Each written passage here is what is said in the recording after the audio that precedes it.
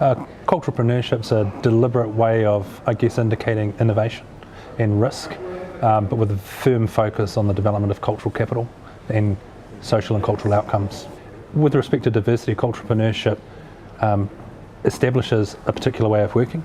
It establishes a way of working within a kaupapa framework, so a framework that has a very set and clear agenda that focuses on not only the business at hand but also on the audience, so the output of any given kaupapa is clearly defined, and it keeps it away from necessarily an individual needs and a focus on the collective outcome, in particular with community. I think firstly, diversity, it's a complex proposition. Diversity, I think, has to start with yourself as an individual. It's about understanding your own diversity, because only through understanding yourself you can relate to others. When it relates to the arts, it's about understanding the different frameworks that the individuals and the communities are talking from, because to understand value you have to understand context.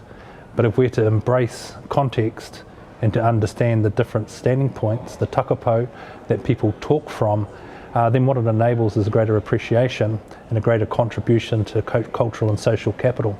How you use that cultural and social capital isn't necessarily in isolation the responsibility of the artists, but I think certainly artists require infrastructure to help them to understand how to take the equity that they produce and develop it into a broader sense of influence within community and society.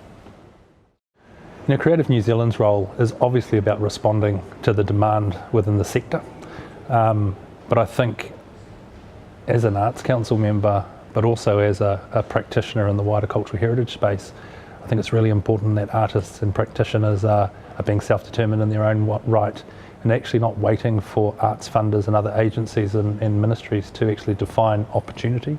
So I think its support is at an advocacy level, and I think its support is in providing capacity and support around those people at the coalface. Well, within the culturalpreneurship framework, risk is an inextricable part of entrepreneurship. You have to innovate, you have to redefine, recalibrate, re-understand and represent information and do it again in a contextual way. When you're doing that, it suggests change, and change brings with it significant risk. A lot of communities are slow to adopt change, and I think in terms of the risk profile of projects, that's probably the single greatest thing, change itself. But then there's risk in and around issues of funding, risk in and around issues of a stakeholder buy-in, community disengagement as a process, you know, actually not seeing or feeling that it's valid or quite right, and sometimes actually being able to challenge and move through and communicate and continue to strive for the objective is actually the challenge. Understanding risk on the way through is the most important thing though.